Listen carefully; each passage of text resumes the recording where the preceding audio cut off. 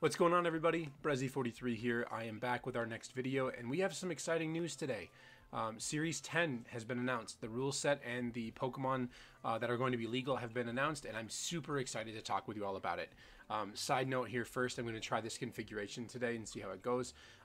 With my room being set up a little bit differently now, the window catches a lot of glare because the sun sets on this side of my building. So if I have the camera in front of this monitor, which is where I usually have it, it catches too much glare. So this seems to be the best way that you all can still see my face while also getting the content that you want. So yeah, we're going to do that, but that's enough of that. So let's talk Series 10. So today, actually it might have been last night, we had an announcement for Series 10 rule set for VGC. We are making a return to using restricted Pokemon. You're allowed one Pokemon on your team. But additionally, the really big bomb that they dropped on us was that Dynamax is not allowed. So starting August 1st through August 31st, it looks like, it is... Oh, wait. Let's see. It doesn't change the date? No, okay. So Dynamax is not allowed. That is a huge, huge thing. Dynamax really shaped a lot of the way that a lot of people play the game now. There's a lot of new players that joined from Sword and Shield that are going to have a lot of different... a lot of differences that they're going to encounter, myself included.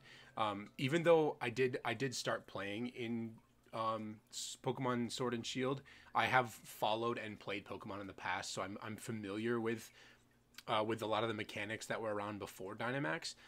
But Dynamax changed a lot about the game and broke a lot of the rules that a lot of people knew prior to Dynamax. So I'm really excited to be going back. I think it's going to be really fun.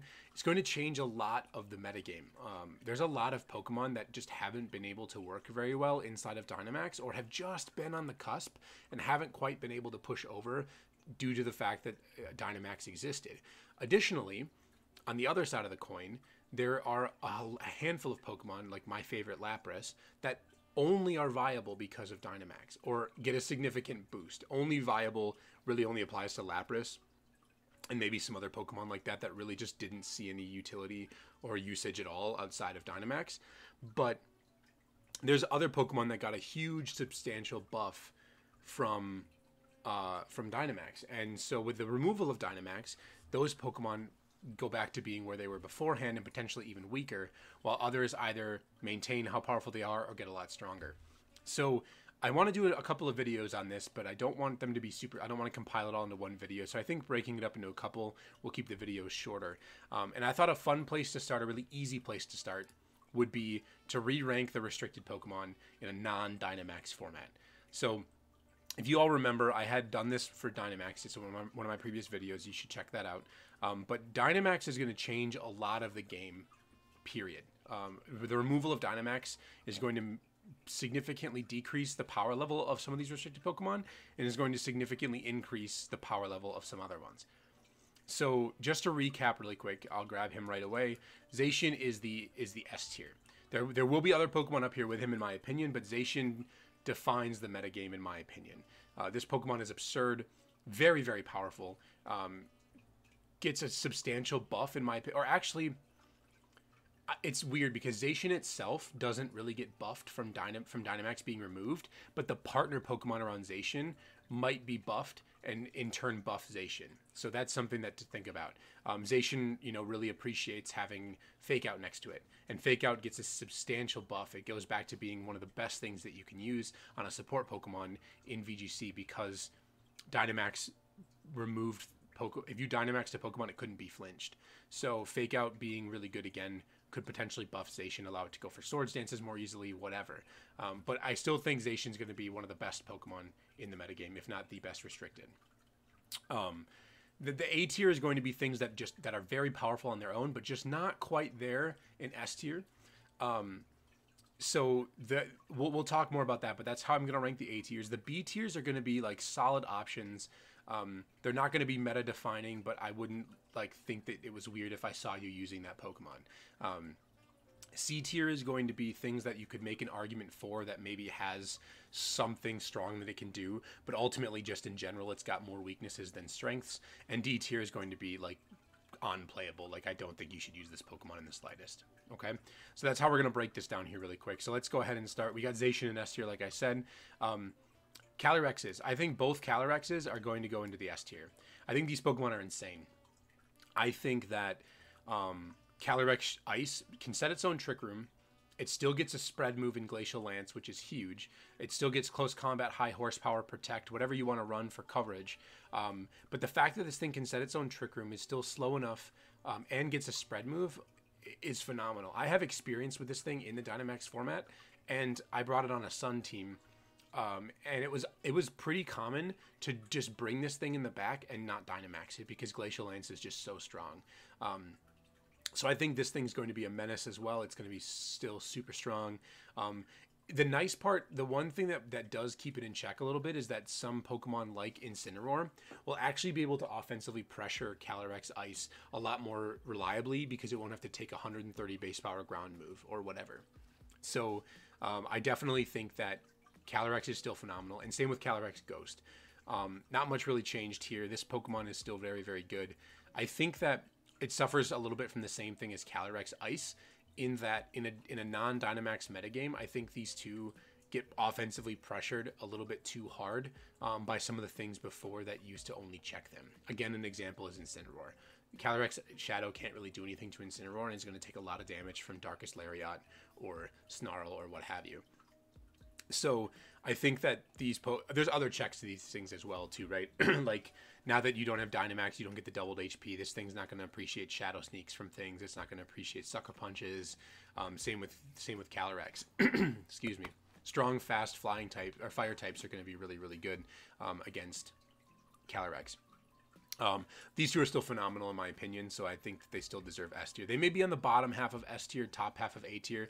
But after seeing them played and playing with them, I think putting them in the A tier last time was a mistake. I think that they're just way too good. So that's gonna be where I put the Calyrexes. Dialga unfortunately takes a fall. I think Dialga actually goes to upper C tier, low B tier. I had this thing in upper B, low A last time. And it's because its Dynamax moves were phenomenal. It got access to Steel Spike and Max Quake, which boosted its defenses, and Max Dragon, which dropped opposing attack. Additionally, you could run Max Lightning to prevent yourself from falling asleep.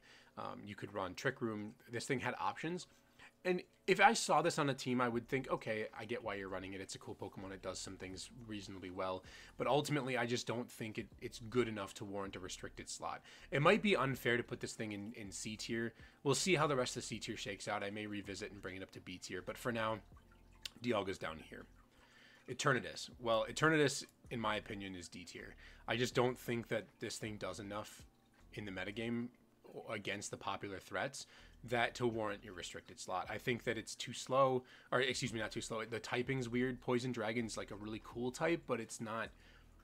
It gets completely walled by steel types, and it also struggles versus, you know, like some of the more common, like Zacian's gonna just completely own this thing. Both of the Calyrexes match up well into it because one outspeeds it and one sets up Trick Room and then kills it. I just don't think that Eternatus really offers anything to the metagame right now, and I wouldn't recommend using it as your restricted Pokemon. The same is going to be true of Giratina. I just don't. The reality is that with the removal of Dynamax, weakness policy in general becomes a lot weaker. You can't reliably hit your own Pokemon as well as you could with Dynamax because you don't want to deal yourself a huge chunk of damage. You know, like previously, Aqua Jet from Urshifu into Colossal was like a play that people did, and when you Dynamax, it only does like a third of your health or whatever, or a little bit less than that, and it was fine, it worked out. But now, like with no Dynamax, you're gonna be chunking yourself for a lot. So if you Shadow Sneak this thing, you're probably gonna do yourself like a fourth or maybe even a third excuse me, and then you're gonna like die to whatever hit comes back at you next, you know.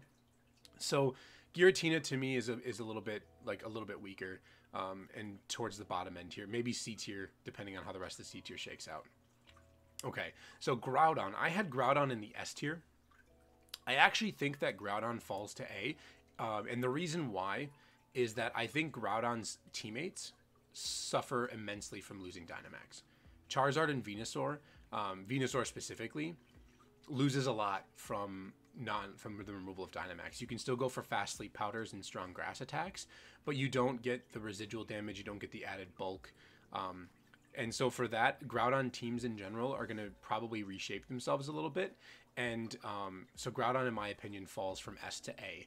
Groudon still has a lot of things going for it. It's a really fast, or it's a really offensive, offensive threat that sets up the sun so it can fight weather. It is a ground type though, and like Rillaboom's really popular. So without Dynamax, this thing's going to take a lot of damage from Rillaboom.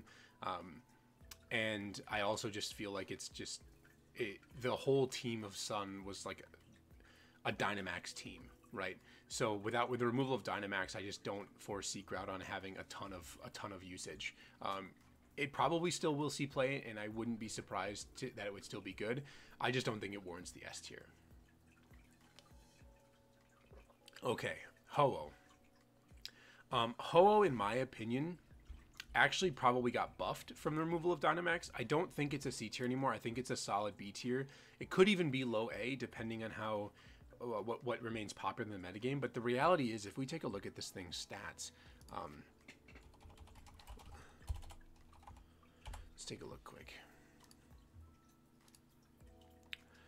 It gets Regenerator, and Regenerator as a whole gets buffed immensely with the removal of Dynamax, because you don't have to worry about taking so many huge attacks.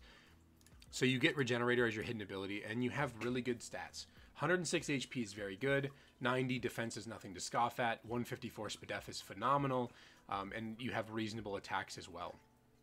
So having Regenerator is really nice to be able to switch into attack, switch back out, get some HP back, running Sacred Fire, things like that. So I would not be surprised to see this thing tackle or be used by people in a restricted metagame. I think it offers a lot for a team, and I think that it is a reasonable option. It's not going to be as good as these other ones, but there is a lot of things going for Ho-Oh. And the removal of Dynamax just in general benefits Ho-Oh, in my opinion. Okay, Kyogre is S tier. I used this thing in the Players Cup for qualifiers. This thing's insane. Water Spout and Origin Pulse are very good. You can pair it with Tailwind. You can pair it with Trick Room. It can work with both. Generally, you would run a lot of speed if you're going to pair it with Tailwind to outspeed Regieleki, but if you run a slower, bulkier one, you can use it in Trick Room, because 90 speed is pretty slow, all with restricted Pokemon considered. Sets up the rain, strong Water Stab. This thing's very good. Very, very good, in my opinion. I don't see it falling from grace. James Beck and other really good VGC players have used this Pokemon in non-Dynamax formats before. We've seen Worlds teams use it. Wolf Glick paired it with Raichu and ran a bulky one with Trick Room. James Bake ran a fast one with Tornadus for Tailwind. You can run Choice Scarf. You can run Mystic Water. There's a ton of things you can run, and I think Kyogre is a phenomenal Pokemon. Okay. Kyurem, sorry Kyurem, there's just not a whole lot going for you. Maybe D tier is a little bit unfair, but I just really think that that Kyurem is just not. It's an Ice Dragon type. There's going to be way too many things that are going to be like Zacian checks you, Calyrex Ice Rider checks you, Calyrex Shadow Rider is faster than you. You know, like the only Pokemon in this top chunk that you match up reasonably well against is Groudon, and I don't even know if that's necessarily that true, depending on what Groudon's paired with. So. If you want to use Kyurem, do it, but I just don't think it deserves a slot here. Lugia. I was pleasantly surprised at how decent Lugia was with multiscale and with like running a really bulky set. So I still think it's a C tier. I think that it's definitely below Dialga, and I think there's things going for it. You could make an argument for it, but the games that I watched with it, it kind of has All My Friends Are Dead syndrome, where like you just ignore it. Weakness policy doesn't work for this anymore because it's non-Dynamaxed. Or it can work, I guess, but it's just not going to be very, very strong. Psychic Flying is a cool typing, but it gets walled by Steel types again, and it gets pressured by them. So I don't think that Lugia is going to be doing a lot for the metagame. Okay. Lunala. I think Lunala is still C tier. I believe I had it in the C tier. I might have had it in the D tier. I do think that Lunala gets buffed from the removal of Dynamax. Shadow Shield's a really strong ability. It's basically just multi-scale. But this thing has the same typing as Calyrex, and it's just kind of worse. You could run like a Trick Room version of Lunala. I think his speed is 97's not that fast. But this 89 defense makes it really tough to use versus Incineroar, and I don't think that Lunala is good enough to warrant a slot, the only restricted slot that you get. So for that, I think that that Lunala stays in the C tier. And if it was in the D tier before, then it rises to the C tier. But it's definitely like not better than any of these Pokemon above it, right? Okay, Mewtwo. I think Mewtwo is a C tier Pokemon still. It does have the Psy Spam factor. It does have Expanding Force next to either Indeedee male or Indeedee female or even like Tapu Lele. But it's the same thing as I said last time. It's going to struggle versus a lot of the metagame. It's going to struggle versus Incineroar. It's going to struggle versus versus Steel types. I don't think this thing has enough going for it to warrant your restricted slot. And maybe it's a bit higher than Lunala, but I just don't think that it does enough right now. Its stats are nice. I feel like it's not fast enough. If I'm remembering correctly. Yeah, I mean 130 is very fast, but I feel like it should be like 150 or 140 to be reasonable, because this thing gets outsped by everything. Unnerve is a pretty okay ability, but it's not amazing. It's certainly better than Pressure, but Mewtwo just doesn't do enough for me personally to put it any higher than this. I think all these other Pokemon are better than it. Okay. Let's talk Necrozma Duskmane, I suppose. This Pokemon, I don't remember where I had this. It might have been in the D tier. I think it's the same thing as Lunala, but I think it's better than Lunala. It's slower, so it's better in Trick Room. And it does lose the ability Shadow Shield, but I think it has some things going for it. But again, just not a lot. It's just weaker than Calyrex, right?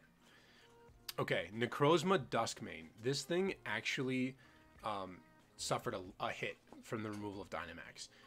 Steel types, a lot of these steel types are going to be like that, but Necrozma struggled a lot.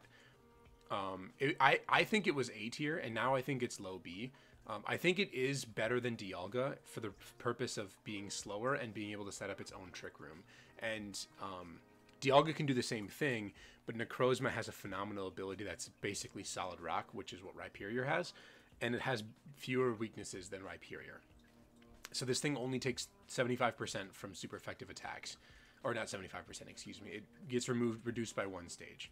So if you're 2 times weak to an attack, you take 1.5 instead. So that it's a very good ability. Nice and slow, decent against Zacian, pretty good against Calyrex Ice. Matches up like pretty poorly into Calyrex Shadow and pretty poorly into Groudon, but and like the weakening of weakness policy and the removal of Max Steel Spike is a big loss for this Pokemon, and that's why it's fallen for me. It might even be down like at the bottom of B for me. Okay, Palkia was another one that I felt like was actually like very good in Series 8. I think that it was like an A tier Pokemon, and then I think with the removal of Dynamax it falls to B. The reason why I think that is because it kind of relied on its Dynamax and also its unique typing for why it was actually used in the first place. It was used a lot on paired with Fake Tears and to match up well into Kyogre and to match up into some of the other metagame threats that were before it. It wasn't bad against Sun. So with the removal of Dynamax, I think that Palkia falls. I think Palkia... It's unclear to me if Palkia is better than Dialga. I feel like it's not. I feel like it should be like this. We'll have to see. I'm not very high on this Pokemon. I just don't think that this Pokemon offers that much. I think that it... Maybe they're both B tier Pokemon. Maybe that's fair. Yeah. I think I'm going to leave it like that. Palkia just suffers the same problems as Dialga, except that it's kind of mopey. It's going to struggle. It matches up decently into Zacian because it resists the steel attack, but Zacian can just... I have a feeling that Zacian's going to start running Fairy Stab anyway, so that is a huge weakness to this thing, and it really relied on its Dynamax to have stable damage output. So for me, it falls from A to B probably, or like wherever it was before. I didn't have it very high, but I think people found success with it, and I'm pleasantly surprised by that they found success with it. But I think it goes from low A down to B. Rayquaza for me is still a C tier. It might be like, it's probably better than Mewtwo, but not by much. This thing it really relied on its Mega Evolution to be good. I just don't, it's not fast enough. If we take, I think it's base 95. Like, it's got phenomenal attack stats, but it's just too slow, and it doesn't take a hit as well as some of the other things because it's a split attacker. So for me, Rayquaza just, it wants to be Dragon Ascenting things, and it wants to be using like extreme speed and everything. It's just not very favorable right now. There's really strong ice types. There's things that are faster than it. It really relied on its Mega Evolution. Its Mega Evolution was broken, and in my opinion, Zacian is the new Mega Rayquaza. So, Reshiram was a unique pick that some people used to beat Zacian. And so if it still matches up well into the rest of the metagame, I could see it occupying high C, low B. But I don't think it's much higher than that. It's a unique Pokemon. It had some powerful things, but Dynamax is going to change this thing a lot. And so maybe it is a B tier. I'm more high on Reshiram than I am on Zekrom, because Turbo Blaze is really, they both get Turbo Blaze, but 150 special attack is great. Pretty good defenses, pretty slow overall, but I feel like this thing actually has some potential matching up into things like Calyrex, Ice, and Zacian. Struggles into Kyogre and struggles into Groudon, in my opinion. But I think that you could make an argument for Reshiram. So Galio took a hit. So Galio is definitely not as good as it was before. It was basically just better Metagross, but the whole idea of weakness policy and Dynamax was what made this thing so good. Being able to double its attack and drop your opponent's speed and boost your defenses was what made this thing phenomenal, and it just doesn't have that anymore. So it's still a good Pokemon, and I still think if I saw it, I would feel about the same as the rest of these, that, okay, you can make an argument for it. I just think it's the weakest option of the steel types in this category now that Dynamax has been removed. All right, hot take here. Xerneas on the rise. It might even be S. Xerneas was one of the Pokemon that, much like Snorlax, in my opinion, suffered immensely from Dynamax. You did not have time to set up your Xerneas with Geomancy in the face of Dynamax moves. Your opponent could just run you over, and by that point, you didn't have enough for Xerneas to even be able to like do any damage, even if it did get set up. So Xerneas was really, really tough to use in Series 8, but now with the removal of Dynamax and Fake Out being really good, I think that Xerneas is going to be a phenomenal Pokemon. I think Power Up Geomancy is going to be on the rise again, and I think this thing is going to be scary. So be prepared for Xerneas. Bring your Xerneas checks. With the removal, we'll talk about this later, but with the removal of Dynamax, things like Roar and Encore and whatnot become really strong and can actually like work against Xerneas, setting up in your face. Xerneas, though, very good Pokemon. I would not be surprised to see teams pick it up now. Yveltal. Yveltal for me started off in S, fell to A, and now I think it's going to be in high B or low A. I think that this thing has some really strong potential, but if my theory is correct, that Xerneas is on the rise, out of this top chunk, the only Pokemon that Yveltal matches up well into is Calyrex Shadow. You don't really touch Zacian for much damage. I guess you do. It's kind of a chaotic one here because you can use Foul Play to hit this thing really hard, but it's going to KO you with a Glacial Lance. Kyogre, it's like you kind of just hit each other strong each way, but I like more of what Kyogre brings than I like what Yveltal brings. And Groudon, I guess I don't really know how this matchup looks, but Xerneas, if Xerneas goes on the rise and Zacian and Calyrex Ice, this thing's just going to be outclassed. You can't hit Zacian, you can't hit Xerneas, you get KO'd by both, and you can't really deal with Calyrex Ice in a very efficient way. Okay, 3 left here. So Zamazenta, I had Zamazenta, I think in the D tier or maybe the C tier. I actually think this thing might be like upper C, low B now. I think it's better than all of these Pokemon in this tier, so I'm going to put it here. I don't know where it goes in the B tier just yet, but this thing gets access to some really strong moves. So just to refresh everybody, Zamazenta, gets Dauntless Shield, which is like Zacian's ability but worse. It gives you a defense boost. But these stats are pretty solid. 130 attack is nothing to scoff at. 145 in both defenses is very solid. I think it has the same HP stat as Zacian. Yes, they both have 92 HP. But Zamazenta is not that much slower than Zacian. And it gets access to some really solid moves. So it gets Behemoth Bash, which is probably what you're going to run. You're probably going to run close combat. And then from there, you get a bunch of interesting moves that you can run. Psychic Fangs is really cool to chomp through screens if that's still popular. Substitute's obviously very good, but you get Coaching because you're a fighting type. You also get Helping Hand or Howl, which is really cool. And you also get, where is it? Wide Guard. With the removal of Dynamax, I'll be talking about this in one of my later videos, but Wide Guard is a phenomenal move that becomes more popular with the removal of Dynamax. A lot of Pokemon use spread moves. Earthquake, Rock Slide, Glacial Lance, Expanding Force. Just looking at these Pokemon, Water Spout, Precipice Blades, Origin Pulse, Dazzling Gleam. This thing gets Astro Barrage. Moltres gets Fiery Wrath. There's tons of spread moves that are popular in the format and that Wide Guard is very good against. So I actually think that Zamazenta has more going for it in this format than it did in Series 8. And so for that reason, I believe it should be in the B tier. I still don't know if you can justify taking a spot on your team as your only restricted. But if I saw this thing, I wouldn't look at it and go, why are they running Zamazenta? It has some utility, right? All right, Zekrom. I think Zekrom is fallen a bit, but I still think it's probably like, I don't really know. I don't feel comfortable putting it low C. The picking up a quad resistance to Regieleki is really nice, and Regieleki is going to be really popular. Let me just familiarize myself once more with his stats.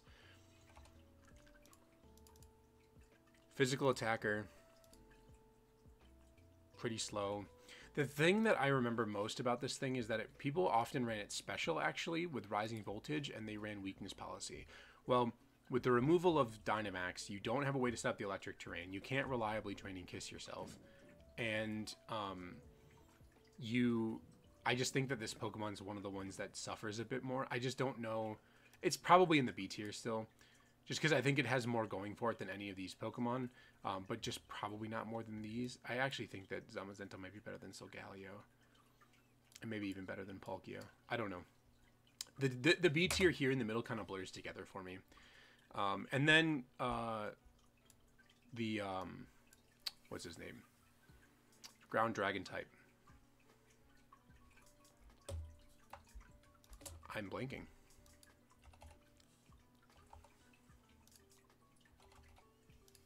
Zygarde. Thank you. All right, Zygarde. I seriously underestimated this thing in Series 8. I thought it was laughable. But it actually has some utility. It's got Coil. It's got, it can boost its attack with Weakness Policy, etc. Land's Wrath is really cool. But I just don't think that this thing offers enough for your restricted slot, especially with the removal of Dynamax.